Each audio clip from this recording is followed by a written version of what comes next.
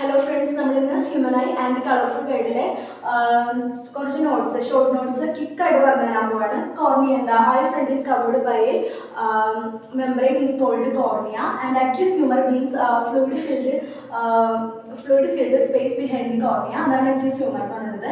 Iris എന്ന് പറഞ്ഞിട്ടുണ്ടെങ്കിൽ അതെന്ന് പറഞ്ഞാൽ dark diaphragm behind the cornea, അതാണ് ഐറിസ്. ഈ ഐറിസിന്റെ സെൻട്രൽ ഓപ്പണിങ്ങിനെയാണ് നമ്മൾ പിപ്പിൾ എന്ന് പറയുന്നത്.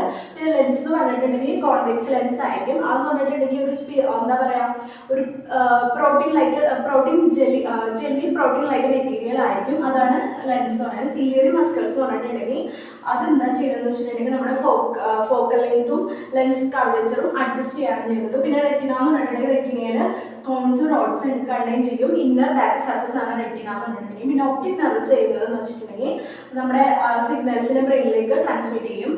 പിന്നെ കളർ വിഷൻ എന്ന് പറയുന്നത് നമുക്ക് കോൺസ് ആണ്. Cones enable to see as colour vision ആണ്. നമുക്ക് കളർ വിഷൻ ആണ് ഹെൽപ്പ് ചെയ്യുന്നത്. നമ്മുടെ കോൺസ് ആണ്. ബ്രൈറ്റ് ലൈറ്റിൽ നമുക്ക് കാണാൻ പറ്റുന്നത് കോൺസ് ഉള്ളതുകൊണ്ടാണ്. പിന്നെ ഡാർക്ക് ലൈറ്റിൽ നമുക്ക് റോഡ്സ് ഉള്ളതുകൊണ്ടാണ് കാണാൻ പറ്റുന്നത്. പിന്നെ 3 ടൈപ്സ് ഓഫ് ഡിഫക്ട്സ് ആണ്. അതെന്ന് പറഞ്ഞിട്ടുണ്ടെങ്കിൽ മയോപ്പിയ എന്ന് പറഞ്ഞിട്ടുണ്ടെങ്കിൽ നമുക്ക് ഡിസ്റ്റന്റ് ഒബ്ജക്റ്റിനെ കാണാനുള്ള ഇനബിലിറ്റി ആണ് മയോപ്പിയ എന്ന് പറയുന്നത്.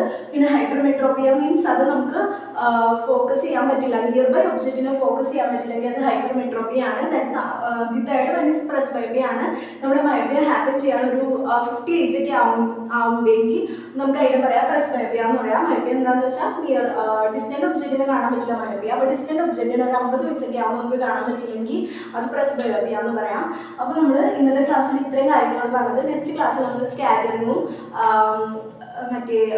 സ്കാറ്ററിംഗ് ഒക്കെ പറയും. So wait and see and subscribe please. Thank U.